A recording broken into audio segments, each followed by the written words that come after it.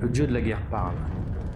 Un rugissement assourdissant provient d'un Hotweiser de 150 mm, propulsant un obus de 40 kg vers le ciel. Le tir de HE s'élève à travers des nuages de fumée grise graphite, à l'unisson avec des centaines de semblables. L'obus atteint son apogée au-dessus des terres ravagées et couvertes de neige sale et de cadavres de Stalingrad. Au sol, des poignées d'hommes se battent au milieu des ruines de ce qui était jadis une ville au symbole de puissance industrielle et technologique. L'obus fait maintenant sa descente. Il rugit et accélère. Les combattants se composent de soldats de deux des plus grandes et plus terribles forces du XXe siècle. Les soldats de l'armée rouge et de la Wehrmacht. Ils tirent, ils poignardent, ils frappent, mais pas les uns les autres, mais contre des masses hurlantes de morts-vivants. Et ils perdent. Sans sentiment, les obus retombent enfin sur les hommes. Au paroxysme de l'explosion, des monceaux de ciment, d'acier et de chair de vivants et de morts sont projetés en tous sens. Le monde explose. Alors, je vous propose de commencer par l'explication des règles, après on fera une petite partie. Le premier scénario, qui est pas très long et pas très intéressant, mais il faut bien passer par là. Et dans une autre vidéo, je ferai le deuxième, voire le troisième scénario. Beaucoup de points de règles dans le jeu avec des interprétations. Donc, je suis allé sur BGG pour trouver des réponses à mes questions. Le forum est actif sur BGG pour ce jeu-là, et puis l'auteur aussi est actif, donc ça c'est cool, on retrouve les réponses. Et puis on retrouve aussi une page, deux pages avec les errata, les petits oublis ou les petits rajouts pour justement pas avoir d'interprétation possible. Donc ce qui est ratour en rouge, c'est ce qui est en supplément de ce qui est écrit dans le livre. Voilà, et puis aussi par rapport au niveau des scénarios. Donc ça, je le dirai pendant les explications.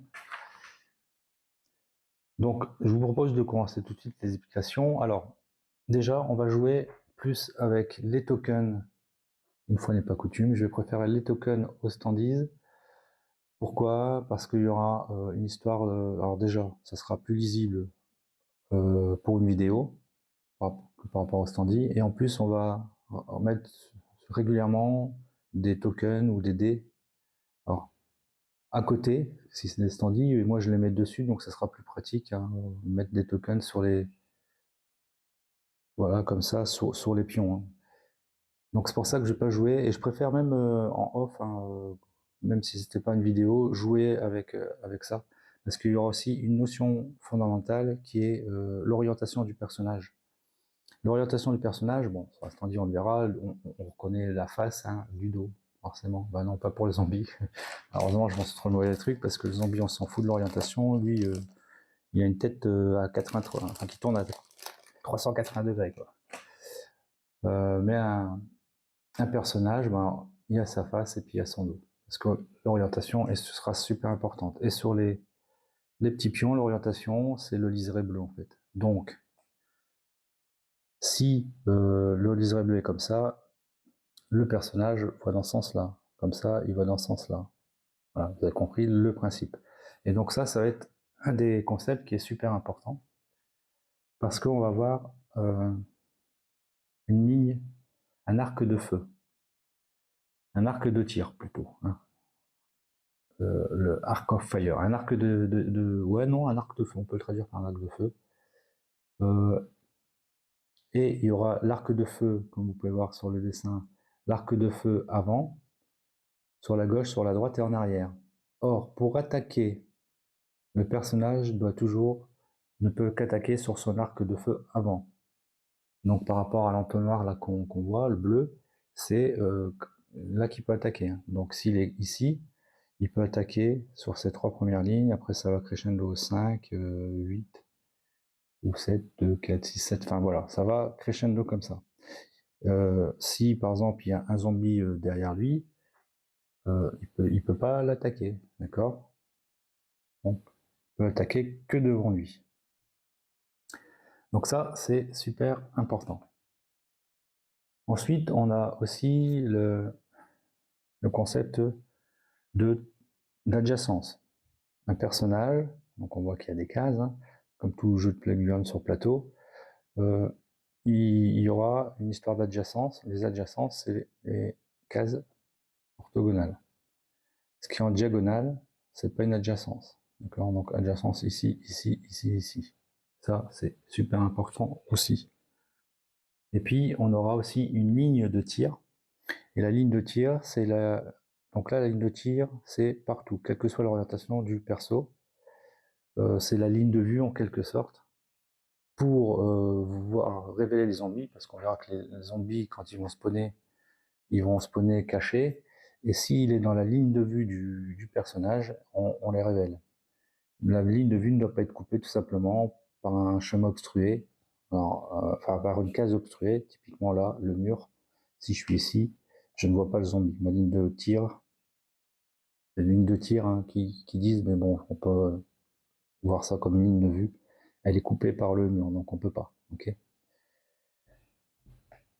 Et puis, il y aura aussi une zone de contrôle pour les zombies. Et la zone de contrôle, ça sera ses adjacences. C'est-à-dire que quand on va rentrer dans sa zone de contrôle, dans le zombie, on sera bloqué. On ne pourra pas se déplacer. On va être bloqué par le zombie. Et sa zone de contrôle, c'est les adjacences. Ok. Là, ça, c'est pas une zone de contrôle. Donc, si je rentre ici, je ne suis pas bloqué par le zombie. On verra, et je le répéterai, je pense, quand je réexpliquerai en détail les règles. C'est que on ne pourra pas rentrer en diagonale entre deux zones de contrôle. Et ça, on va voir que c'est super important pendant le jeu. Pas dans le premier scénario, mais dans le deuxième scénario, que ce petit point de règle là, il change tout. Si on ne le fait pas, ça serait plus facile. On trouvera le jeu super facile. Un peu plus facile, on va dire, que si on respecte vraiment le truc entre deux zones de contrôle, on ne peut pas y passer en diagonale. Ça change beaucoup de choses. On n'a pas le droit. On aura le droit de faire comme ça. Pouf, pouf. Là, on a le droit. Je ne peux pas passer en diagonale entre deux zones de contrôle. Donc voilà les quelques concepts qu'il faut bien appréhender avant de commencer. Petite précision, ça se joue de 1 à 3 joueurs. Hein, et donc, pourquoi 3 joueurs? Eh bien, on peut jouer en solo. Donc le jeu, il est taillé pour le solo. Hein. Solo ou le versus play quand même? Non, non. Je dis des bêtises. Je pense que le versus play, ça peut être sympa aussi. Donc, c'est-à-dire, un ou deux joueurs contrôlent les personnages et un joueur contrôle les zombies. Donc ça, c'est le versus play. Il y a une adaptation, 2-3 pages d'adaptation, si on joue comme ça. On peut jouer, dit en coop, ben, c'est jouer à deux les personnages, en fait. Et puis, en solo, ben, on joue les personnages, et puis après, il y a l'IA pour les zombies. D'accord. Alors, le personnage, donc, en début de scénario, on devra choisir un personnage. Donc, je rentre pas dans le détail des persos en tant que tels, hein.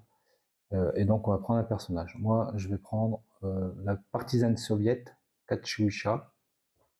J'aime bien son style. Il y a 4 soviets et 4 allemands. Donc, je vais prendre elle. On va donc jouer un personnage et on va pouvoir récupérer 4 pendant le... Donc, en avoir 4 en tout pendant la campagne, en sachant que la plupart du temps, c'est le scénario qui nous dira combien on peut en utiliser. Et en général, c'est 2. Si on a plus de 2 personnages, les personnages qui seront en surplus seront en attente, ils seront en arrière-garde en fait. Ça nous donnera, ils sont en train de veiller s'il n'y a pas justement des zombies en arrière-garde, et ça nous permettra de les avoir des petits avantages quand ils vont spawner les zombies.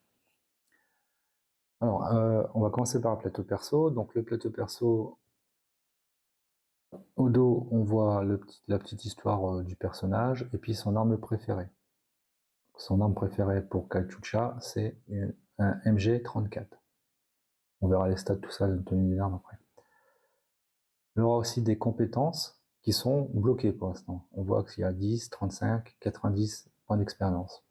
Les points d'expérience, il faudra les gagner. Pour les gagner, ça sera un zombie tué, un point d'expérience. Donc on voit que pendant la campagne, on va enquiller des zombies, puisqu'on peut avoir au moins 35 points d'expérience, 90 points d'expérience pour les compétences.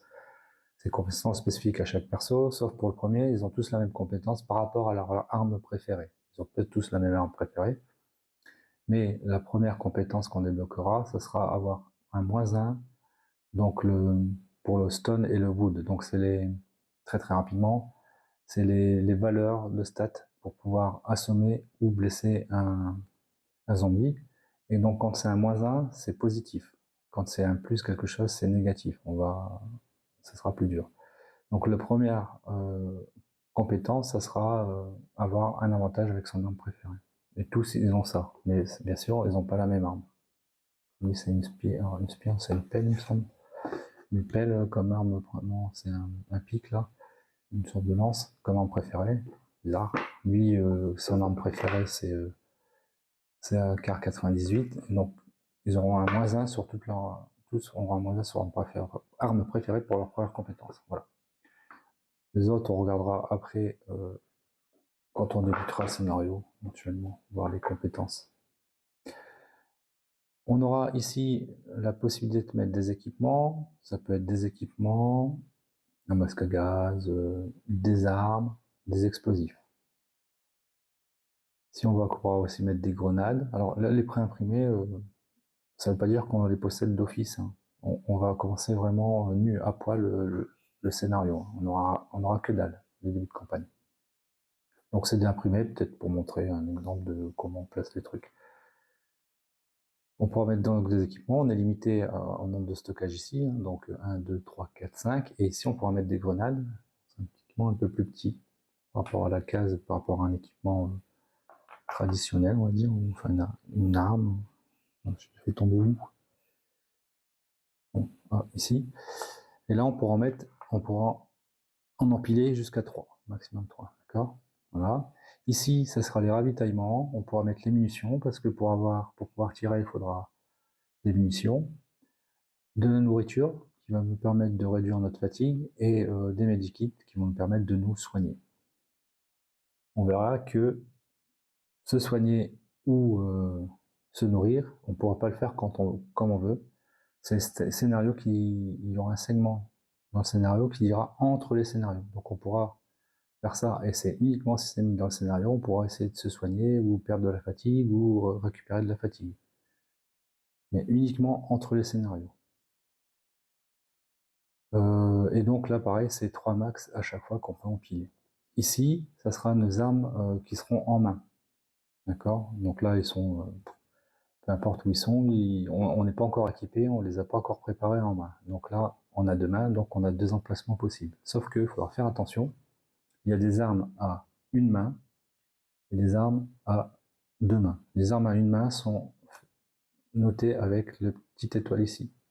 Ça veut dire quoi? Ça veut dire que là, je peux mettre 2 armes à une main. Parce que j'ai 2 mains. Je vais en trouver une deuxième. Petite étoile.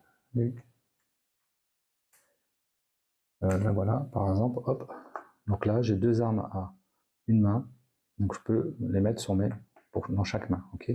Par contre, là, c'est notre mauvaise main. Donc si on utilise cette arme-là pour attaquer, on aura un malus. Hein. Comme c'est un plus, c'est un malus sur nos stats de combat.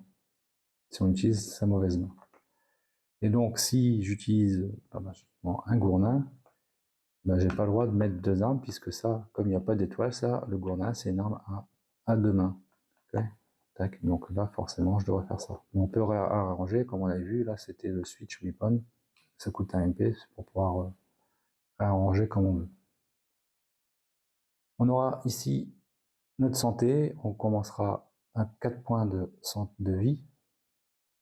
Quand on tombe à 0, on meurt, et surtout on devient un zombie. Et donc, il rentrera en jeu en tant que zombie, le personnage qui va dead. Et on aura de la fatigue, comme vous avez dit. Et ça évoluera entre les scénarios, la fatigue. Et la fatigue, au plus on sera fatigué, ben, on se prendra des malus sur nos stats, on perdra des points de mouvement, on perdra même on pourra prendre une blessure. Voilà, c'est pas cumulatif. Voilà. C'est à chaque fois qu'on passe qu'on le fait. C'est-à-dire que si je suis ici, j'ai pas mon -1, +2 et -1.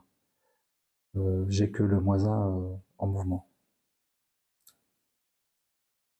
Ok.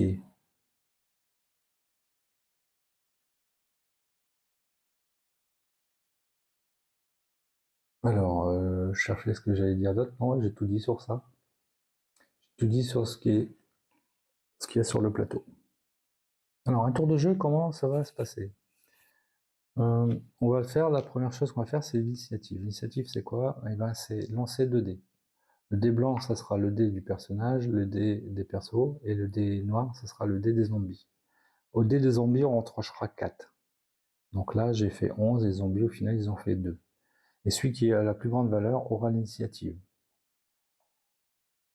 ou choisir l'initiative. Sauf qu'en solo, si c'est les zombies qui ont l'initiative, qui ont la plus grande valeur, c'est eux qui ont l'initiative, on peut pas en discuter. C'est les dés qui parlent. En versus play, c'est celui qui a la plus grande valeur qui choisira qui aura l'initiative. D'accord. Donc quand on a défini ça, après, eh ben, selon l'initiative, on activera soit tous les zombies, soit on activera tous les persos. C'est-à-dire qu'on fait pas un perso, un zombie, enfin, un perso, un zombie, un perso, un zombie, voilà. On n'alterne pas, c'est tous les zombies d'un coup, et après tous les persos d'un coup. Et donc justement, après, donc on fera la phase des... bah là, on va faire la phase des persos. Donc les persos, je prends un petit perso, hop, tac, voilà, Kachucha, puisque je vais jouer Kachucha. Qu'est-ce qu'elle pourra faire là pendant son tour? Alors, avant toute chose, on aura aussi un dé statut pour chaque personnage. C'est pour ça qu'on n'a que 4 persos maximum pendant la campagne. C'est pour ça qu'il n'y a que 4 dés. Ces dés-là, c'est les dés statuts. Ça va remplacer les tokens statuts si vous n'avez que la box, enfin pas la box, justement le book set. On enlèvera parce qu'à chaque fin d'activation, on mettra le dé statut. Je vais expliquer après ce que ça sera dessus. Et donc, en chaque début d'activation d'un personnage, on enlèvera son dé statut. Il recommence à 0. D'accord. Je permets de dire tout de suite que le marteau fossile, c'est un joker et donc qui n'est utilisé que pour les extensions qui vont. Donc ils ont prévu des extensions, ou il y en a peut-être déjà avec la version Kickstarter, je ne sais pas. En tout cas là, dans le jeu de base, on l'utilise pas, d'accord. Donc à chaque fois qu'on va activer un personnage, on va dire ce qu'on fait avant tout. Et après on fait les actions par rapport à ce qu'on a dit, ce qu'on faisait. Et à la fin de l'action, on mettra un statut, et selon les actions qu'on aura fait, les valeurs vont changer. De manière générale, on va pouvoir se déplacer et faire une attaque dans sa phase d'action. L'attaque, on pourra la faire avant, après, pendant le déplacement. J'attaque, je me déplace, j'attaque, je continue à me déplacer, ou je me déplace et j'attaque. Si dans cette phase-là, j'ai fait un déplacement et une attaque, je mets ce statut-là pour dire je ne peux plus rien faire jusqu'à la prochaine phase d'activation, jusqu'à mon prochain tour en quelque sorte. Si je fais que me déplacer et je ne fais pas d'action d'attaque, je me mets en couverture. Je suis attentiste, je sais qu'il y a du bruit, je sens des zombies qui vont arriver, je me prépare, je me planque, je me mets en couverture, prêt à attaquer. Et dans ce cas-là, on mettra un dé avec ces valeurs-là, 0, 2 ou 4. Alors, c'est des malus d'attaque. En l'occurrence, là, il n'y a pas de malus, pas de bonus. Si je reste stationnaire, parce qu'on pourra dire je ne me déplace pas et j'attaque pas, et je mets donc une couverture de 0. Ça veut dire que sur mes stats d'attaque, je n'aurai pas de malus ni de bonus. Si j'ai marché, j'aurai une couverture de 2. Donc j'aurai un malus de 2 si j'attaque. Après. Et si je cours, j'aurai un malus de 4. Une couverture de 4. Quand j'ai une couverture, ça veut dire que là, je pourrais, bien que j'ai dit c'est bon, j'ai fini ma phase d'action, bah, je pourrais quand même attaquer jusqu'au début de mon prochain tour. Et même si c'est pendant la phase des zombies. Bah justement, je me suis mis à couverture ici parce que je sais qu'il y a un zombie qui va arriver par là, par exemple. Et puis ben, je me suis préparé et j'attends qu'il arrive pour l'attaquer avant qu'il vienne m'embêter. Et je peux le faire parce que je suis en couverture. Si j'avais déjà fait mon attaque, ben, je pouvais pas le faire. Ok. Et donc, si j'utilise ma zone de couverture, enfin, ma couverture pour attaquer pendant n'importe quand, eh bien, je remets le dé comme ça pour dire bah, cette fois-ci j'ai fait toutes mes actions. Et si je n'ai rien fait et puis que on revient à moi, c'est voilà, je me réactive, et ben c'est pour ça qu'on enlève le dé statut et puis ben, en fait j'ai perdu ma couverture en quelque sorte. Ok. Donc là, la zone de couverture, c'est aussi une notion importante et c'est bien sympathique, c'est ça, j'aime bien. Donc j'aime bien aussi l'histoire des initiatives là, ça peut chambouler, ça peut nous embêter quoi, hein. Ça peut nous bousculer dans nos plans. Alors, c'est quoi les actions principales? Donc on peut dire je me déplace en marchant. Si je dis je déplace en marchant, j'aurai le droit à 4 points de mouvement. Point de mouvement, je trouve que c'est pas le bon terme parce que on va pas faire les points de mouvement, ce n'est pas que se déplacer. On pourra faire aussi des actions. Quels sont ces points de mouvement? Qu'est-ce qu'on peut faire avec ces 4 points de mouvement? On peut avancer vers l'avant, ça coûte 1 point de mouvement. Faire une rotation de 90 degrés, c'est 1 point de mouvement. Ouvrir ou fermer une porte, on verra qu'il y aura des portes. Par exemple ici, il faut être adjacent à la porte. Ouvrir, 1 point de mouvement, fermer, 1 point de mouvement. Se déplacer sur les côtés, d'un pas de côté, c'est 1 point de mouvement. 2 points de mouvement, pardon. Se déplacer en arrière, c'est 2 points de mouvement.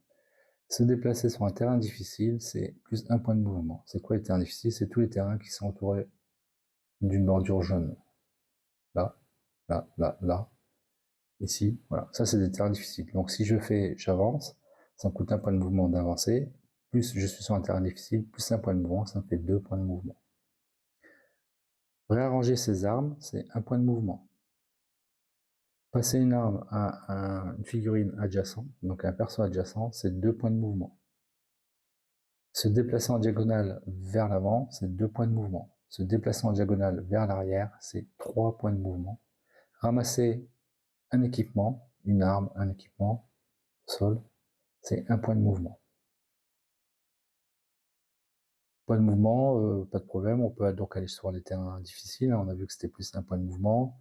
Bien sûr, on peut pas passer les murs, hein, ok. Et puis il y a aussi là des zones de feu, on verra pas dans les premiers scénarios, mais aussi il y a des tranchées, il y a des trous de, comment on appelle ça, de renard, et qu'est-ce qu'il y a d'autre? Tranchées, trous de renard, et des cratères. Donc c'est d'autres zones qu'on pourra retrouver sur les plateaux de jeu. En tout cas ici, là, c'est des zones difficiles. En général, il y a des zones obstruées ou des zones difficiles. Zone obstruée, là, c'est un mur. Donc je peux pas traverser le mur. Il y a aussi du feu. Le feu, je peux traverser le feu, j'ai le droit. Par contre, si je le traverse, je peux pas m'arrêter dessus. Et si je traverse, je perds un point de vie. Je peux le passer en diagonale, pas de problème. Par contre, si je le passe en diagonale et que il y a une zone obstruée à côté, une zone obstruée, hein, et ben je me prends un point de mouvement. Admettons qu'ici c'était une colonne, ou je sais pas, ou un tank, enfin un truc obstrué, un point de mouvement. Une blessure, je me prenais. Ok, ça c'est important. Ok, pour ça, pour ces mouvements-là, donc je dis, je vais marcher.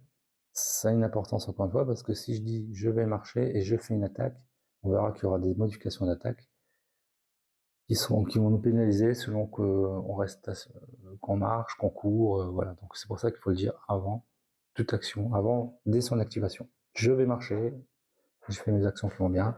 Et après, soit j'ai fait toutes mes actions, je mets dans des statuts comme ça, ou je suis à couverture et j'ai marché, je mets en couverture 2.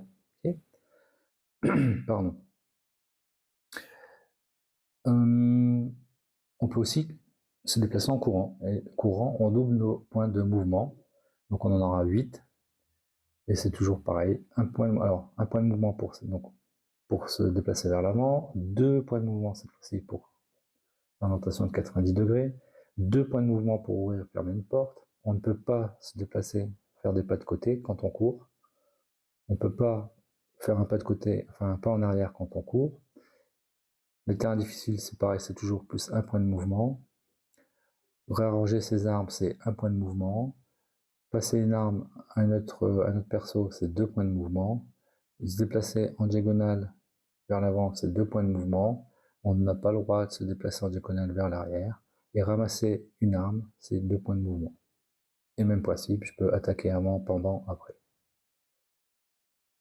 Et je mets toujours le même dé. Donc si j'ai attaqué, on met cette face-là. Et si je suis en couverture, donc j'ai pas attaqué, je mets une couverture de 4. Donc j'aurai un malus de 4 si j'attaque. Okay.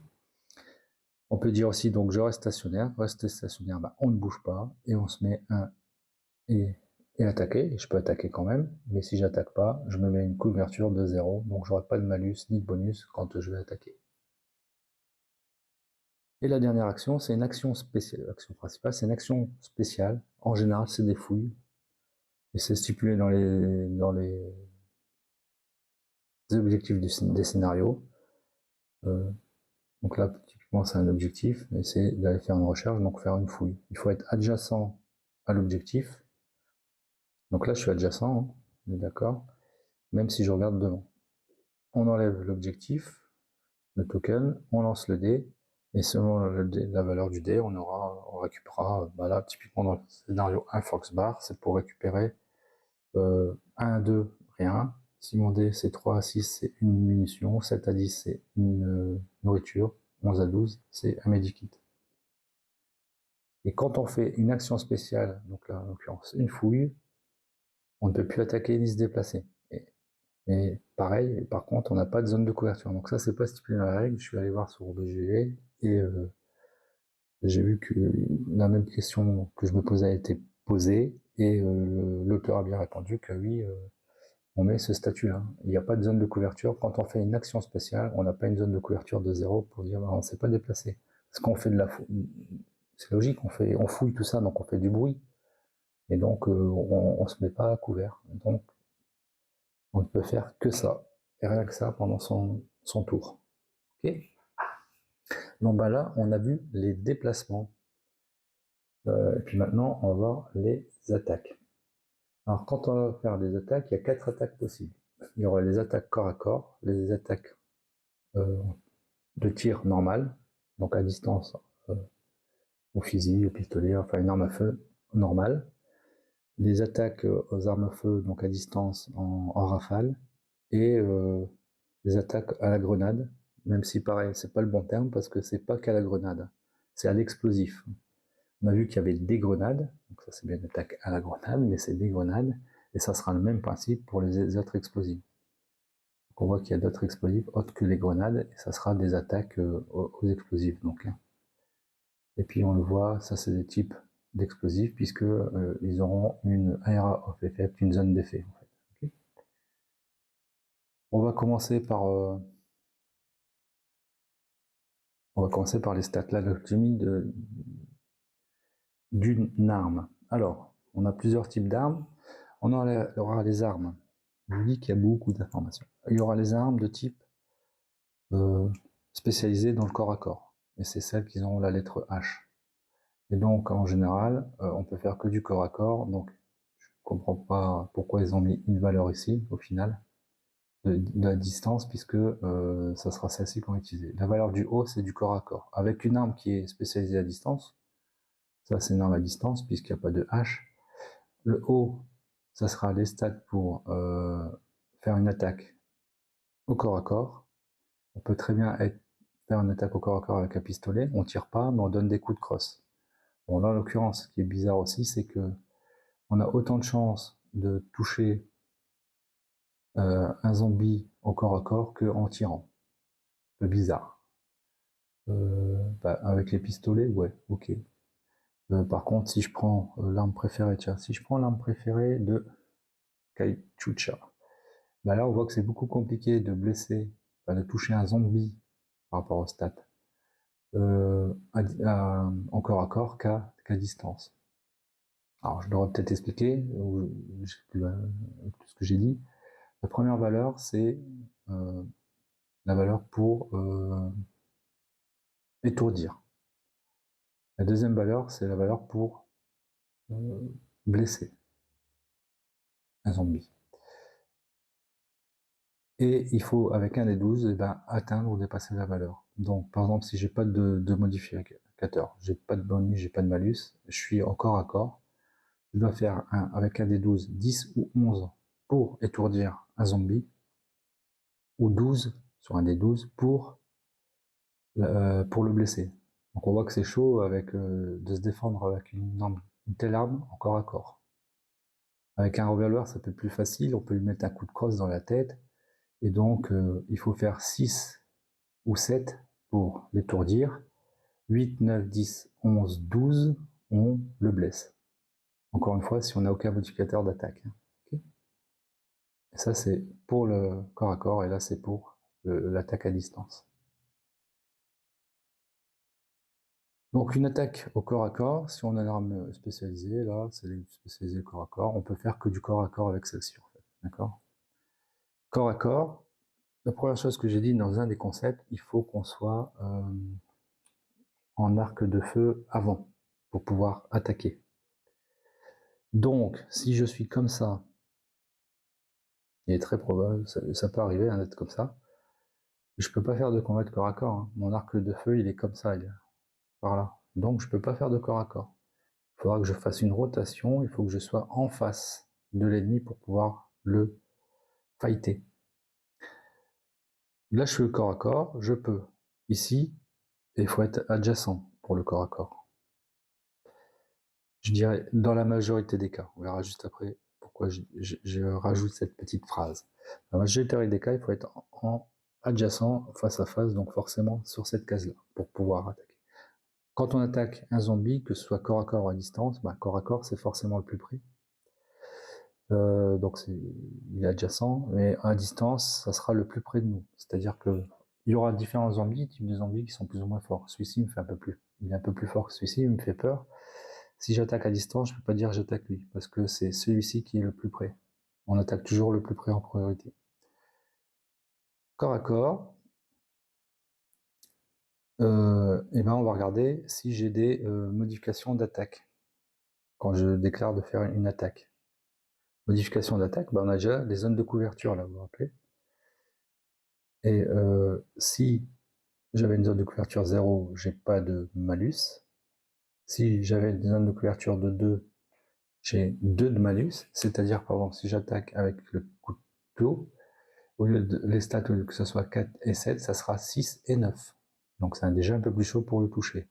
Et si j'avais une zone de couverture de 4, ben là, le malus, il augmente et ça sera 8 et 11. Encore un peu plus chaud pour pouvoir toucher le zombie. Ok. Autre attaque, modification d'attaque, donc il y a quand on est en couverture, et puis il y a si c'était dans notre action, on s'est déplacé et qu'on fait une attaque directe. Et ben là, si notre figurine est stationnaire, où on a dit je suis stationnaire et puis je vais attaquer, enfin, on l'a déclaré juste avant, voilà, quand on est stationnaire, forcément on fait que ça, on aura un bonus de -2, c'est-à-dire que là, au lieu d'avoir 4 et 7, j'aurai 2 et 5, donc beaucoup plus facile pour toucher. Par contre, si j'étais en train de marcher, je suis ici, je dis je marche, donc pouf, et j'attaque. Donc là, j'aurais pas de bonus, pas de malus. Ok, c'est marqué là, figurine en train de marcher, 0. Okay. Si je déclare que je cours, donc là, pouf, et j'attaque, j'ai un malus de +2. Okay. Voilà les bonus-malus en attaque au corps à corps. Ok, simplement. On peut faire aussi un corps à corps avec une arme qui est donc spécifiquement corps à corps, une hache, qui est hache pour end. Et donc cette hache-là, on voit qu'il y a là oui, ce que j'ai pas dit là, c'est la distance avec laquelle jusqu'à laquelle on peut attaquer en corps à corps. Donc 2 justement. Et donc lui, bah justement, il n'y a pas besoin d'être adjacent. C'est pour ça ici, quand on est en diagonale, pour les attaques, on compte toujours, en diagonale, ça compte toujours pour 2. Donc là, je suis à 2 de distance avec la hache, donc je pourrais l'attaquer. De la même façon, si un zombie est ici, il est à 2 de distance aussi. Comme ils sont tous les deux à égale distance, 2 de distance, je peux choisir lequel je tape. Okay, je peux le faire avec cette hache-là au corps à corps. C'est ça l'exception, voilà. Sinon, la plupart du temps, les armes spécifiques corps à corps, c'est 1 de distance, donc il faut forcément qu'ils soient adjacents là, puisque ici, ça compte pour 2 de distance sur les diagonales. Ok pour ça. Donc ça, c'est les attaques corps à corps. Maintenant, on va faire les attaques à distance normale. Attaque à distance normale, par défaut, on a 0 de malus. Okay, et après, on aura toujours les mêmes bonus-malus qu'on avait vu. Si j'étais à couvert, si j'étais découvert, on aura ces bonus-là. Mais en plus, il faut être en ligne de feu. Donc, c'est-à-dire qu'il faut qu'il n'y ait pas de chemin obstrué, enfin, qui nous bouche la vue. Là, je peux pas l'attaquer à distance. puisque ma ligne, donc toujours 1 sur l'arc de feu avant. C'est-à-dire que si je suis comme ça, bah, je peux pas faire une attaque à distance qui serait là, parce que ma ligne de vue avant, elle est par là, pas sur les côtés. Et là, elle est coupée par un mur, donc je peux pas l'attaquer non plus. Okay, donc si on est dans cette configuration-là, là je peux, sans problème, je le vois. Et il y aura une notion importante aussi, qui sera donc la portée là. Alors si je prends elle est où l'arme de ma petite Katyusha, le MG34. C'est un MG42 que j'ai sorti, peu importe, je sors le MG42. Là, c'est sa portée de l'arme. Ça ne veut pas dire qu'au-dessus de 6 cases, je peux pas tirer. C'est à partir au-dessus de 6 cases, je vais avoir des malus. Okay, celle-ci, elle a une portée de 4, et au-dessus de 4 cases, j'aurai des malus. Donc on va commencer avec celle-ci au final, avec le TT33. Ici, je suis à 4 cases. 1, 2, 3, 4. Ici, je suis à 4 cases. N'oublie pas, les adjacences, ça compte pour 2. À 2 de portée, hein, en fait. 2, 4. J'ai pas de malus. Autre que, donc, ce qui me permet de dire, donc ça c'est les modifications de ligne de vue.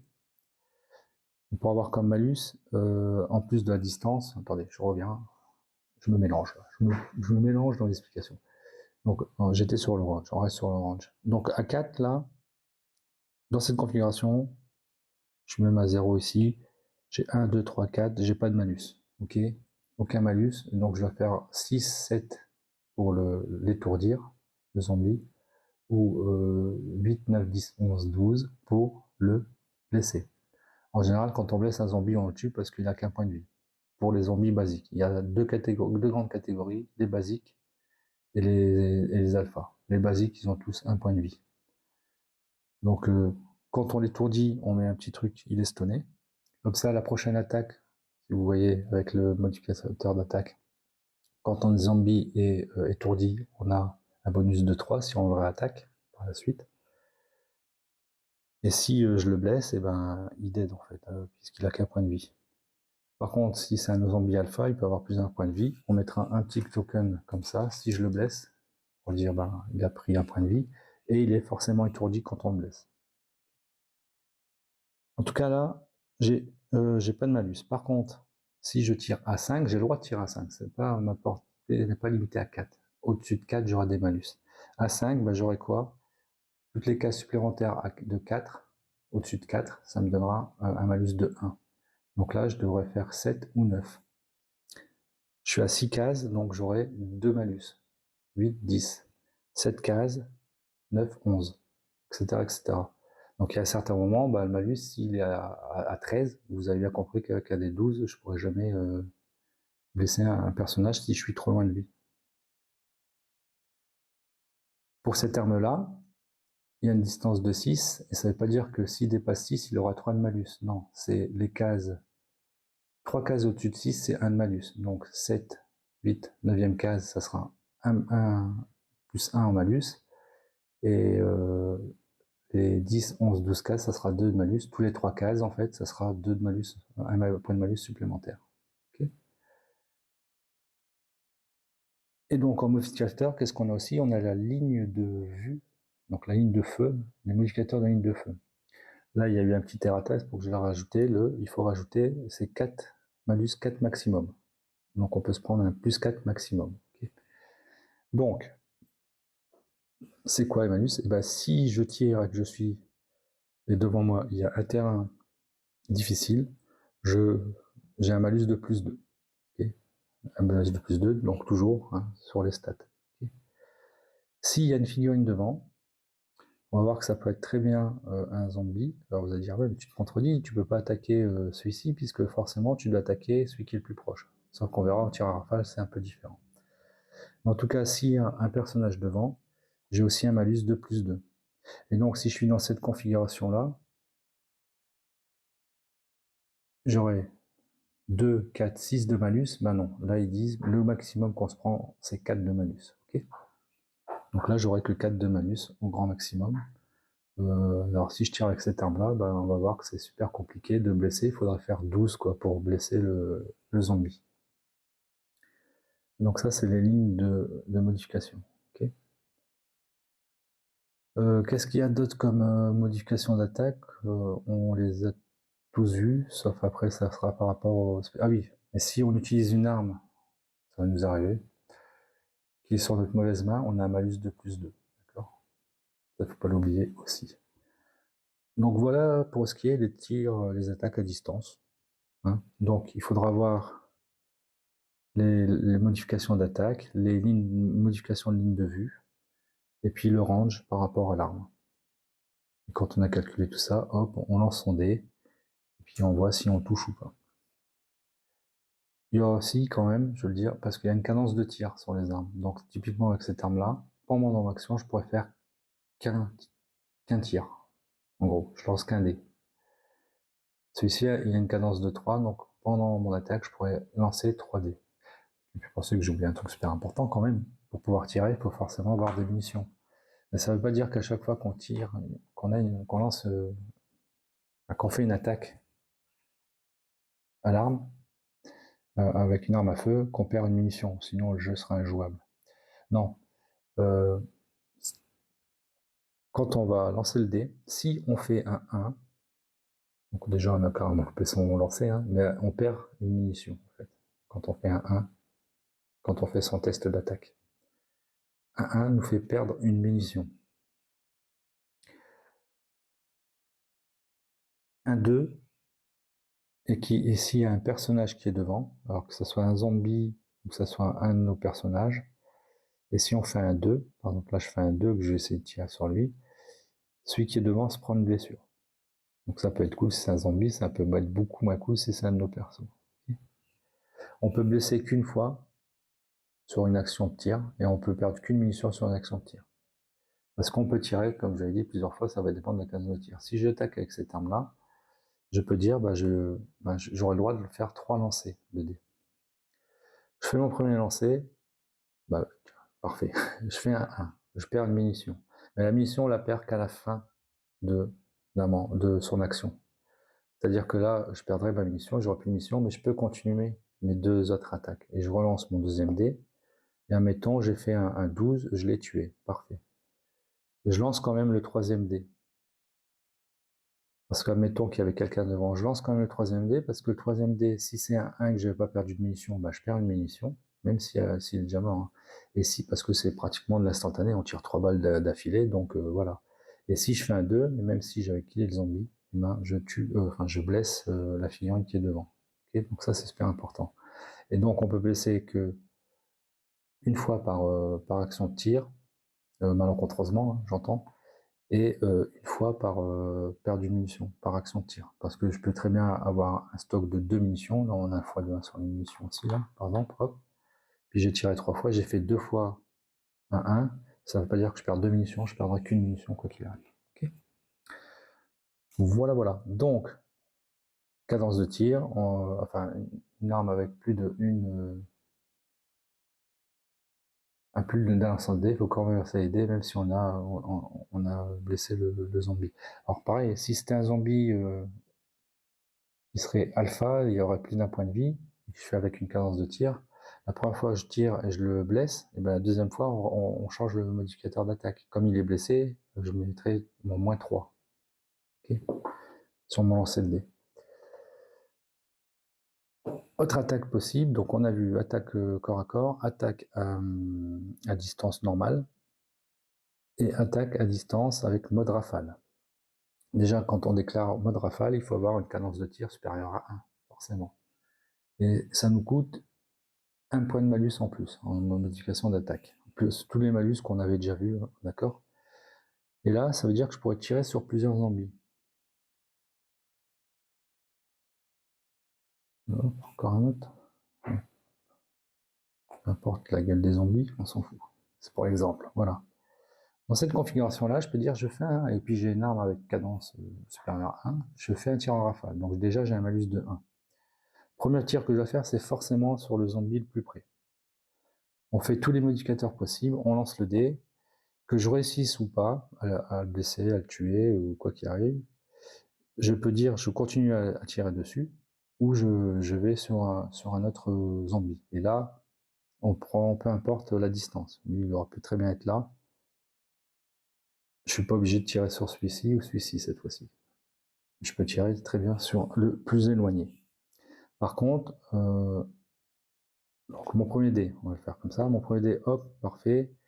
Je l'ai pas blessé, je mets tant pis. Ben, j'ai loupé, je l'ai pas blessé, je l'ai même pas étourdi. Et je décide d'attaquer celui-ci. Voilà. Je peux. J'enlève toujours mon -1, mon +1, enfin je rajoute toujours un +1 sur mon modification d'attaque dû à mon tir rafale. Je lance le dé, ouf. Très bien, un 11, je l'ai killé. Parfait. Il me reste un dé, je peux revenir sur celui-ci par exemple. Mais par contre, si je décide, donc le premier je tire sur celui-ci, si le suivant il est pas adjacent au premier zombie, je perds un dé. C'est le temps de bouger mon arme, il y a une balle qui est perdue. D'accord.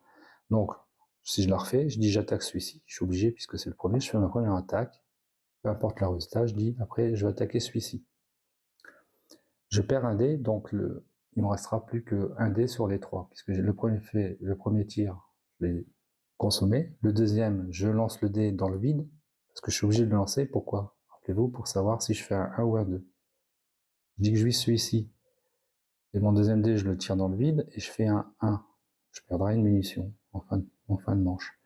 Si je fais un 2, eh ben, je blesse celui-ci, puisqu'en fait, il est dans la ligne de vie de celui-ci. Ok.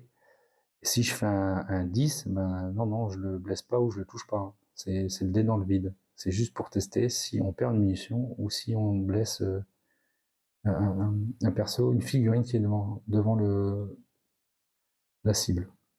Et puis je lance après mon troisième dé pour faire mon dernier tir. Donc ça c'est le tir, comment dire, cadence. Merde, en rafale, pardon, le tir en rafale. Donc là on a vu tous les tirs. Il reste l'attaque à la grenade, donc l'attaque à l'explosif. L'attaque à l'explosif, quand on fait, c'est la seule attaque que l'on peut faire sans être devant avec son arc de feu avant. C'est-à-dire que je peux balancer une grenade sur les côtés, en arrière ou devant. C'est la seule attaque où on peut faire ça. Là, si je décide, si je suis comme ça, donc je regarde par là, je la balance par derrière, d'accord? J'ai le droit. Si je décide de lancer une grenade, il faut qu'elle soit prête. Et ce qui est spécifié aussi, parce que c'était pas, ça pourrait laisser interprétation, mais c'est logique, hein, c'est que il faut, donc c'est dans les errata, il faut la défausser, forcément, après l'avoir utilisée. D'accord? Quoi qu'il arrive, on la défausse forcément, on la jette, elle explose, on va pas la récupérer, quoi. C'est logique. Et donc, je vais décider où je la lance. Donc, c'est la première chose qu'on va faire. Et ça va avoir son importance parce que au plus je vais la lancer loin, au plus j'aurai de chances que j'arrive pas à atteindre ce que je visais et qu'elle va dévier. Si je décide de la balancer ici, on va calculer, on n'oublie pas sur les adjacents c'est +2. Donc si on fait 1, 2, 3, 4, je vais la balancer ici. Et ben, avec mon D12, je dois faire 4 ou plus pour qu'elle atteigne vraiment la zone que j'avais décidée. Je lance le dé, tiens, c'est parfait. Je réussis, je suis content. Et puis après, on fait l'explosion. Si je loupe, c'est-à-dire là, j'avais fait un 1, j'ai loupé, donc j'ai pas bien visé. En gros, la grenade, elle va dévier. Pour cela, on relance le dé. Et puis, on va regarder sur une valeur de 1 à 8. On va commencer comme ça, et puis on va faire le tour pour voir où elle va dévier.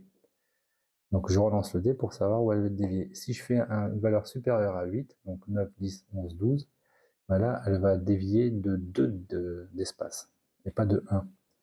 Donc vous l'avez compris, alors par exemple si j'étais ici, et qu'elle dévie, donc là, le lancer pour savoir elle dévie, je fais un 11, donc elle va se déplacer de 2 cases, et après je fais un 6, et elle va faire, allez, je fais un 5, elle va faire, ouf, elle va me retomber sur la gueule. Donc il faudra faire attention à ça, sauf que elle va exploser qu'à la fin de notre activation. C'est-à-dire qu'on aura le droit, comme je l'ai dit, on peut faire des attaques pendant notre déplacement.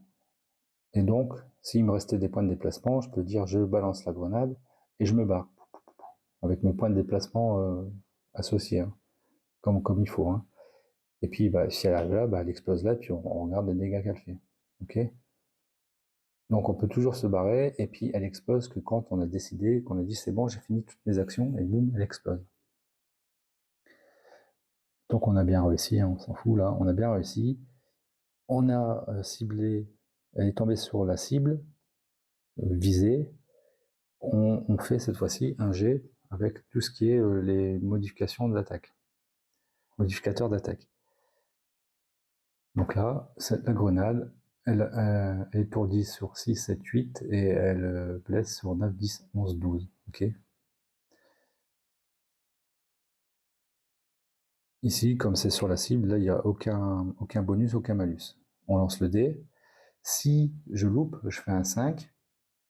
Comme la grenade est sur le personnage, l'explosif est sur le personnage, ben, il est quand même stunné. Faut pas déconner, quoi. Une grenade qui explose au pied d'un perso, franchement, il a des séquelles. Donc il est quand même étourdi, même si on loupe son lancer de dé. D'accord. Si il dead, on l'enlève tout de suite. Parce qu'après, ça peut avoir des conséquences sur les lignes de vue, tout ça. Après, on va faire comment dire, la prochaine victime, ça sera la plus proche de la grenade. Donc la grenade, elle est tombée ici. Donc le suivant, ça sera lui. Il n'y a pas de malus de distance, hein, de range là. Donc là, on compte pas 2, ça ne sera pas un plus 1, ça ne le compte pas pour les grenades, c'est ce qui est bien spécifié dans les errata. Et donc là, pareil, elle va exploser. Comme il n'y a aucun modificateur d'attaque, ni de ligne de vue, de modification, puisqu'on est carrément en visu, il n'y a pas de... Devant, on voit pas d'autres personnages, il n'y a pas de zone de zone difficile, tout ça. On doit faire la valeur ici sans malus bonus. Pareil, on le stun, on le détruit, on loupe. Et après, on passe au suivant. On fait ça comme ça jusqu'à ce que on ait ciblé tout le monde. Lui, il lui arrivera rien parce qu'il est derrière un mur. Okay. Si un personnage est dans la zone, on va calculer aussi. Alors par exemple, si on y était comme ça, par exemple, là j'ai lancé, j'ai fait un 5 pour lui. Donc il lui est rien arrivé. Après on fera le suivant. Là on va modifier. On va faire la ligne de vue, elle est modifiée puisque il y a le zombie qui est devant, donc il y aura un malus de plus 2 pour pouvoir toucher. Il protège un peu contre le souffle d'explosion en fait. Okay. Par contre lui, quand il est touché, donc s'il est étourdi, il se prend une blessure parce qu'il est plus faible que les autres, que les zombies. Donc s'il est étourdi, il se prend une blessure quand même à la place. Ok. Voilà, on a vu toutes les attaques. On passe à l'activation des zombies. Alors, les zombies, on va les activer de bas en haut et de gauche à droite. Et les zombies, ils se déplaceront toujours vers la cible la plus proche en termes de distance, enfin, par le chemin le plus court en tout cas.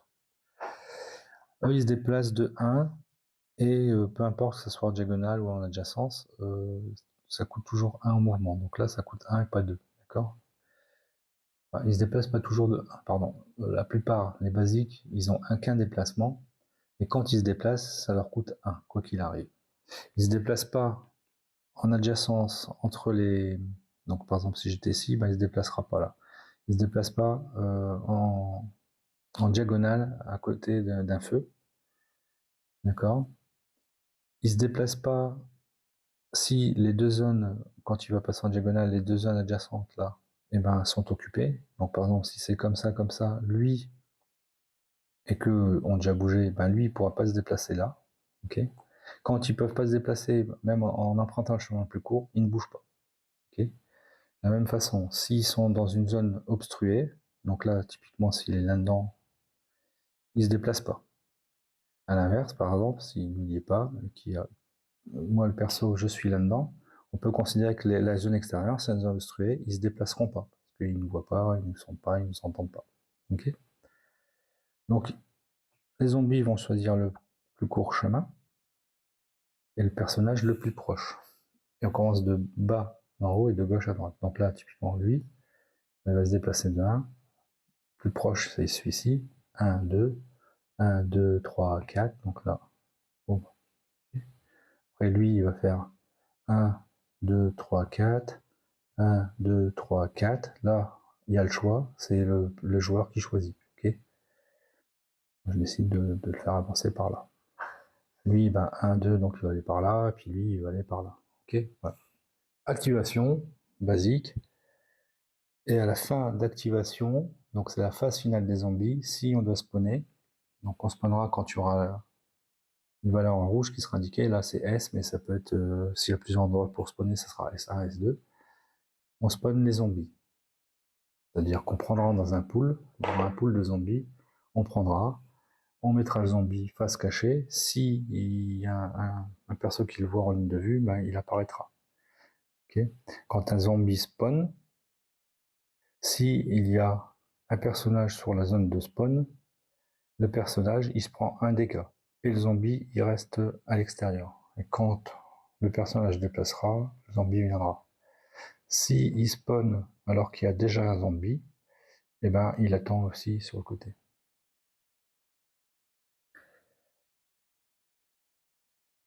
Ok pour ça. Alors, ensuite, comment ils vont attaquer? La plupart des zombies, en tout cas les basiques, ils ont un de déplacement, un d'attaque et un de santé. Donc un d'attaque. Pour pouvoir attaquer, il faut qu'il leur reste des déplacements. Donc, s'il est comme ça, lui, il a que un point de mouvement. Il vient ici, rien ne m'arrive. Parce qu'il n'y a plus de mouvement. Ok. Aura peut-être qu'à prochain tour, et puis moi j'avais déjà été activé, hein, puis j'étais comme ça, et puis j'avais en plus attaqué, donc je peux rien faire. D'accord. Alors je le trouvais ou pas? Là, voilà. Par contre, si j'étais en zone de couverture, là, rappelez-vous, et puis j'étais stationnaire, il est venu ici, si je peux décider, je fais une attaque au corps à corps, parce que j'étais en couverture, je fais mon attaque, il va bien, puis je mets mon dé comme ça. Boum. Ok. Si il lui reste des points de mouvement et qu'il est adjacent à moi, et même je pourrais être comme ça, là il me lock. C'est le dernier statut. Je suis locké, et c'est tout. Et quand on est locké, on fait face directement aux zombies. Et là on se débat pour essayer de ne pas se faire bouffer. Si c'est le tour du zombie qui a encore des déplacements et que je suis locké, bah là je me prends une blessure. Donc il en faut quand même pour se prendre des blessures. Mais bon. S'il y a un deuxième zombie qui arrive, il était là, puis il arrive là. Si il lui reste des déplacements et que je suis déjà locké, ben il me met une blessure directe. Quand il y a distance égale, par exemple là pour l'adjacence c'est 1, il est à bonne distance, là aussi c'est 1, il va de préférence vers celui qui est locké. Il voit qu'il est occupé avec un autre zombie, il se dit de la chair fraîche, je veux le bouffer. Ok. Bah voilà, on a fait les zombies. Pas plus compliqué que ça. Hein. Les zombies ne peuvent pas se déplacer sur les terrains difficiles, ils ne peuvent pas se déplacer en diagonale entre deux zones obstruées, ils ne peuvent pas se déplacer en diagonale s'il y a du feu. Ils ne passent pas les portes, ils n'ouvrent pas les portes, ils ne ferment pas les portes, ils sont bébêtes. Ils se déplacent lentement. Plus ou moins, ça va dépendre des zombies. Je pense qu'on a tout dit sur les zombies.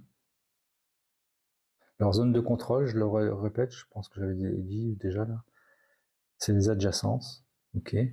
Donc même ici, alors par contre, oui, ils attaquent aussi hein, sur les terrains. Si je suis sur un terrain difficile, ils n'ont pas le droit d'aller sur un terrain difficile, mais ils ont très bien le droit d'attaquer sur un terrain difficile. Donc ils peuvent très bien me bloquer ou m'attaquer, alors que je suis sur un terrain difficile. Ça, il n'y a pas de souci. Et les zones de contrôle, n'oublie pas, si moi je me déplace dans une zone de contrôle d'un zombie, je suis comme ça par exemple, je fais ça, je suis obligé de m'arrêter, et la seule action que je peux faire là, c'est soit faire une rotation pour pouvoir et l'attaquer. Rien de plus, rien de moins. Si j'arrive à le détruire après, je peux continuer le déplacement, ou si je le stun. quand un zombie j'ai oublié ça, donc quand un zombie est étourdi, quand c'est sa phase d'activation, alors déjà quand il est étourdi, on est plus sur son emprise, on peut se barrer. Et quand c'est sa phase d'activation, il ne fait que dalle et on enlève le jeton étourdi. Ben voilà, j'ai tout dit. Vous avez vu qu'il y a quand même beaucoup de choses. Hein. Et puis bon, c'est en pratiquant qu'on va, voilà, qu'on va, qu'on va y arriver. Donc je vous propose d'attaquer le scénario 1. Vous allez voir qu'il est ennuyeux, mais bon, encore une fois, c'est pour appréhender les règles. Hein. Après, ces autres scénarios, ils vont aller mieux. Avant tout, on va commencer la campagne. On a le droit, on va choisir le mode des difficultés. Alors, il y a le mode de difficulté vert. Vert, c'est le plus simple, c'est-à-dire que on pourra rejouer 2 fois, retenter 2 fois, rejouer le scénario 2 fois. Chaque scénario 2 fois, maximum. Rejouer un scénario, pourquoi? C'est si on a loupé l'objectif principal. Donc en gros, on est dead en général, parce que typiquement pour Fogbar, l'objectif principal c'est de se barrer. Donc si on n'a pas cet objectif-là, on a le droit de le rejouer 1 fois, 2 fois si on joue en mode vert. Si on joue en mode normal, qui est le mode régulier, donc là on a le droit de rejouer, retenter, faire 6 tentatives de scénario, mais pour toute la campagne. Ok. Et puis il y a le mode élite, et là le mode élite c'est pas pour les... Alors comment il disait ça? Il faut que je retrouve la phrase, ça m'a fait rire. Bon, peu importe, enfin... Le mode élite, là on n'aura aucun de rejouer aucun scénario. Et donc en gros, si on loupe un scénario, on peut tout recommencer, quoi. Donc voilà, nous on va jouer avec le mode régulier. Hein. Comme j'ai dit, il faudra avoir une fiche perso. Donc là, j'ai imprimé ça en français, c'est récompense civile. En anglais, comment il l'appelle? Civilian Sheet, je crois. Attendez, je vais vous retrouver ça. Team Control Sheet. Hop, voilà. Donc c'est la même, hein, sauf qu'il n'y a que le titre qui a changé. Où on va mettre le nom de son premier perso, le nombre de zombies qu'on va tuer, deuxième perso, troisième, quatrième. Les notes, là c'est pour mettre, si vous arrêtez la campagne, c'est dire par exemple, il me reste 3 points de vie, j'ai telle ou telle arme, équipée, tout ça. Parce que moi, ça je l'ai pas vu, il n'y a pas de réinit. Enfin, je sais pas on peut réinitialiser ces équipements entre chaque scénario.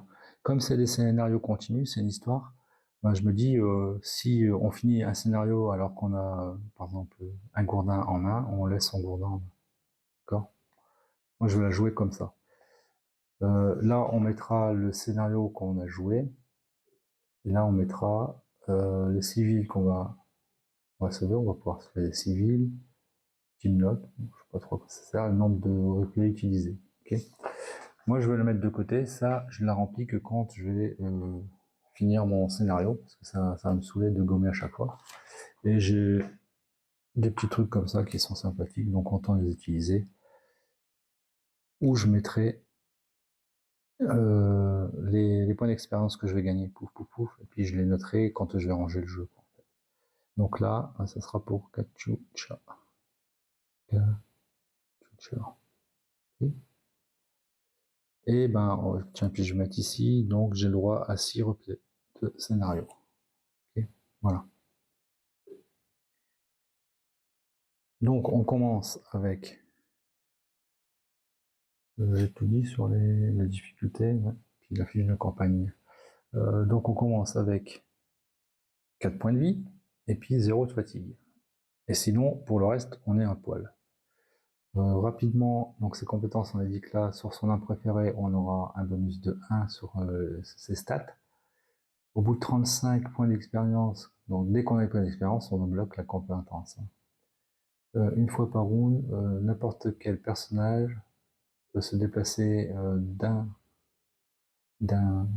espace dans n'importe quelle direction. Oh. Ouvrir une porte. Et on réduit la stat de 2, ou on rajoute 2 au dé d'initiative. Ok. Donc à la tactique, elle motive les troupes. Et note, Kachucha no has elle a 5 points de santé. et elle perd un scénario, une fatigue de moins par scénario. Quand c'est précisé dans les scénarios, ça veut dire qu'en chaque fois entre chaque scénario, on perd de la fatigue. Il faut que ça soit stipulé dans le segment du scénario pour pouvoir le faire. Ben voilà. Donc là, je vous propose d'attaquer le scénario 1, Furchtbar. Et on va lire la petite intro ici. Alors, hop. Moi, j'ai le PDF français sur les 5 premiers scénarios, donc ça me permet d'éviter de le traduire. C'est cool. Et on y va. Alors. D'abord le bruit terrifiant et ensuite l'onde de choc. Les obus d'artillerie s'envolent. Derrière vous, des immeubles s'écroulent et deviennent des nuages de fumée qui empestent d'une odeur de ciment pulvérisé. Vos camarades et votre équipement ont disparu pendant les bombardements. Le barrage de tir s'approche sans état d'âme. Pas de choix. Vous avancez alors que les cris gutturaux des morts résonnent sur les ruines. Rassemblez vos esprits et calmez vos nerfs, soldats. Maintenant, fuyez. Tu m'étonnes. Donc voilà. Donc on doit fuir. Et donc, notre objectif, c'est de fuir et la sortie, c'est par là. Ça ne veut pas dire que quand on est sur la flèche, qu'on est sorti. Non, il faudra faire encore un point de mouvement ou deux. Un point de mouvement pour sortir. Je veux dire deux en diagonale, mais non, on s'en fout. Un point de mouvement pour sortir. Okay. Qu'est-ce qui stipule les forces en présence? Ça sera donc un personnage qui commence sans armes ni équipement. Donc on est vraiment à poil. Et puis il y aura 4 zombies bêta. Les zombies bêta, voilà, les voilà. Donc c'est les 4 mêmes. Ils ont un point de mouvement, un point d'attaque, un point de santé. On les met dans le pool, face cachée, même là si ça n'a pas trop d'intérêt, puisqu'on sait que c'est les 4 mêmes. Hein. Mais dans certains scénarios, on va mélanger les zombies, on ne saura pas lesquels ils vont spawner. Donc là, je le fais, hein, même si ça n'a pas trop d'intérêt. Donc on le met dans le pool des zombies. Pool des zombies, chaque fois qu'on va spawner, on le prendra dans le pool des zombies. Quand on va kill un zombie, on le mettra dans une des fosses. Quand il faudra spawner des zombies qui n'ont plus dans le pool de zombies, on prend de la défausse. Et s'il n'y a plus de pool s'il n'y a plus de zombies dans le pool ni dans la défausse, on ne fait rien quand il faut spawner. Okay. En plus, ensuite, ils disent donc la phase setup, ils nous disent de placer notre personnage sur A. Ils ne nous disent pas dans quel sens, dans quelle rotation. Donc, je suppose qu'on choisit la rotation, donc je me mets comme ça. Et donc, je regarde par là. Okay. On va mettre des portes aussi sur les entrées bleues. Donc, on ne peut peut-être pas bien l'écran, mais ici, ici et ici. Donc, je mets mes portes. Hop, hop et hop. On verra que ça ne sert un peu à rien parce qu'on peut faire le tour. Sauf qu'il faudra dépenser plus de points de mouvement pour faire le tour plutôt que passer par la porte. Ensuite, on place des marqueurs d'objectifs sur les hauts ou des zéros, je ne sais pas. Donc je vais mettre un ici, un ici. L'objectif, donc, c'est sauver par la sortie.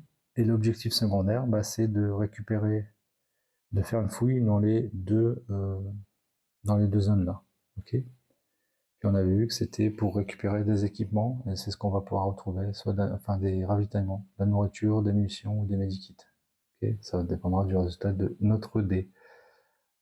Les zombies spawnent en S, donc ici, on verra qu'ils ne spawneront pas avant la manche 4. Donc c'est pour ça que le scénario il est un peu ennuyeux, parce qu'on va pas faire grand chose, on va pas faire de combat, quoi. Ou il faut vraiment le vouloir pour faire des combats.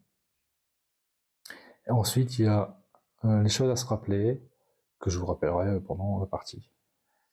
Et il y a aussi là le segment sortie, et ça on le lit que si on a réussi le scénario. Donc voilà, et écoutez, il n'y a plus qu'à. Donc là, dans la logique, c'est round 1, je vais mettre ça, hop. On est censé lancer les dés pour l'initiative, sauf qu'il n'y a pas de zombies, donc, et puis ça va pas spawner, donc ça sert à rien. Mais c'est la première chose qu'il faut faire normalement. Donc c'est moi qui ai l'initiative, quoi qu'il arrive. Et là, je dois dire si je veux courir ou si je marche, si je reste stationnaire. Donc là, je pense que je vais courir. Alors, une chose importante, ça c'est stipulé au niveau de l'armement. Donc il y a des pages là, je prends la version armement, qui décrivent toutes les armes, les équipements. Et ici, Gourdin, on peut dépenser En dépensant 3 points de mouvement et en étant adjacent à n'importe quel terrain difficile, un personnage peut ramasser un gourdin. Donc il y a quand même une façon de prendre facilement une arme. C'est dans tous les scénarios, à moins que certains scénarios disent le contraire, c'est que dans une zone difficile, on peut dépenser 3 points de mouvement pour prendre un gourdin. Il faut être adjacent à une zone difficile. Je suis adjacent à une zone difficile. Donc ça me coûterait 3 points de mouvement pour prendre un gourdin, et je pense que c'est ce que je vais faire. Donc je dis que je cours. Je prends 3 points de mouvement pour prendre un gourdin. Donc je le prends. Hop, je le mets dans ma bonne main, tant qu'à faire. Voilà. Comme ça, on ne sait jamais, hein, si je dois fighter, je peux. Ensuite, comme je cours, après je fais plus de points de mouvement pour le diagonale, ça fait 5, 6, 7, 8. J'ai fini mes actions, j'ai pas attaqué, donc j'ai de couverture de 4. Puisque j'ai couru. Fin de la manche, manche suivante, on lance les initiatives, là ça sert à rien. J'ai toujours donc encore à moi. Première chose que je fais, c'est que j'enlève les statuts et je dis ce que je fais, ben, je vais faire une fouille. Donc si je fais une fouille, je ne peux faire que ça. Hop. J'enlève puisqu'on peut faire qu'une fouille par scénario, hein, enfin dans la zone où il y a l'objectif. Donc on enlève l'objectif, je lance le dé, on va voir ce que je trouve. Un 6, 6, donc je trouve une munition. 3 à 6, c'est une munition. Ah, c'est cool ça. On n'a pas encore d'arme à feu, mais on a une munition, c'est déjà ça. Fin de la manche. Manche suivante. Phase d'initiative, ça sert à rien puisqu'il n'y a pas de zombies et ça spawn pas. J'enlève le dé. Je dis que je cours. 2, 3. 2 pour ouvrir une porte, ça fait 5. 6, 7, 8. Je suis pas blessé, hein, la zone là, elle n'est pas obstruée, donc je peux passer en adjacence. En diagonale sans être blessé. J'avais dit combien? Je recommence. 2, 3, 4, 5, 6, 7, 8. Ok. Des statuts, je suis en couverture 4, puisque j'attaque pas là, et puis j'ai couru. Manche suivante, là, c'est un intérêt de lancer la désinitiative, parce que même s'il n'y a pas de zombies là, en phase finale des zombies, on spawn quand il faut spawner. Donc on ne lit pas, j'ai les dés bleus, les dés blancs, et puis les dés noirs pour les zombies, on en tranchera 4 au dé des zombies. Ils ont 7, j'ai 10, j'ai l'initiative, pardon. J'ai l'initiative.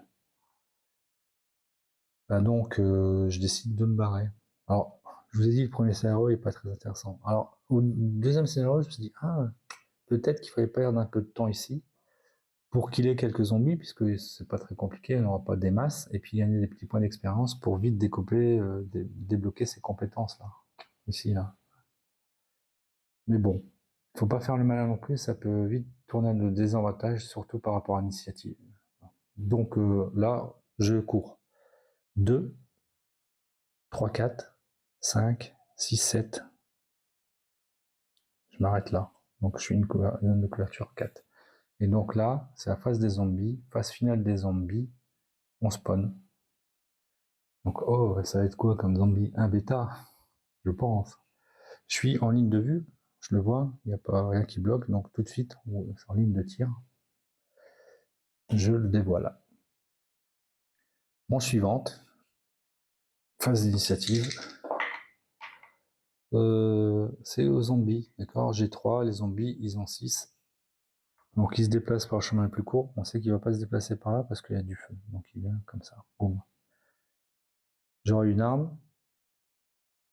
J'aurais pu dire je tire. Ok. Et j'ai pas d'arme, donc je fais pas. Donc c'est le début de mon activation. Là j'enlève le statut. Je dis je marche. Je fais un pour ouvrir la porte, un pour avancer et un pour faire une rotation. J'ai marché, donc j'ai une couverture, et j'attaque pas, j'ai une couverture de 2. Aux zombies, ils se déplacent, plus court chemin, on spawn. Là, je le vois pas. Hein. Alors les zones de, comment dire, les coins, ça bloque pas, hein, la vue. prendre mon petit laser. Donc là, on prend du milieu vers le milieu. Donc là, typiquement, là, c'est clair. Je le vois pas. Bon, peu importe, mais c'est pour vous montrer comment ça marche. Manche suivante, boum. Initiative. J'ai pas d'initiative, si. Disons 0, j'ai 1. J'ai l'initiative. Je décide de faire une fouille. Donc je fouille. Je lance le dé pour savoir ce qu'on va trouver. 8. 8, une nourriture. Ça me semble pas mal, ça. Une petite munition, une petite nourriture. Une bonne petite mission. Hop, une nourriture. Ok. Et je ne peux faire rien d'autre puisque j'ai fait une action spéciale. Fouiller, c'est une action spéciale. Bon. Aux zombies. Il se rapproche tout doucement. On a dit qu'il ne peut pas être en diagonale quand il y a du feu, donc il fait forcément comme ça. Il arrive. Je pense que là, on se voit. Oui, parce que la bordure, ça ne compte pas. Donc il me voit. Voilà. Et puis j'en spawn un. Hop. Manche suivante. Donc ouais, on est à la dernière manche, mais ça ne veut pas dire que c'est la fin de la partie. On reviendra ici après si nécessaire. Je pense que là, la partie est finie. Initiative. 10-10, donc eux ils ont 6 et moi j'ai 10. J'ai l'initiative, bah, je cours. 1, 2, 3, 4, 5, 6, 7. Fin du scénario. Je vous ai dit qu'il n'était pas ce scénario. Bah, on a vu les petites mécaniques, tout ça. Donc, on s'en est bien tiré, on n'a pas eu de blessés, on n'a pas killé non plus, mais on a récupéré parce qu'on aurait pu faire à chaque fois un 1 ou un 2 et puis avoir que dalle, quoi. On a un petit gourdin, même si c'est facile d'avoir un gourdin, et puis on a une mission et une nourriture. Donc là, on va lire le scénario sorti puisqu'on a réussi. Hein. Donc ici, il dit « Vous avez réussi, le barrage d'artillerie détruit tout derrière vous. Votre moment de triomphe s'estompe vite lorsque vous vous cognez violemment la tête contre une poutre d'acier rouillée. Votre vision s'obscurcit, vous perdez conscience. Ah bravo. Allez au scénario 3, Wake up, time to die. Donc réveillez-vous, réveille-toi, c'est l'heure de mourir. Voilà, donc on saute le scénario 2, peut-être qu'on va revenir après sur un embranchement, mais là on va directement au scénario 3. Donc là, on va s'arrêter là, temps d'assimiler tout ça. Dans la foulée, je vais faire les 2 autres vidéos, je pense. Et puis voilà, et puis si vous voulez voir la suite après de la campagne, n'hésitez pas à le mettre en commentaire. Sinon, je joue dans mon coin, ça ne me pose pas de problème. Donc voilà, c'était quoi déjà? Escape from Stalingrad Z. J'espère que ça vous a plu. Moi, j'ai passé un bon petit moment. Je vous dis à très bientôt pour de prochaines aventures. Allez, salut, portez-vous bien.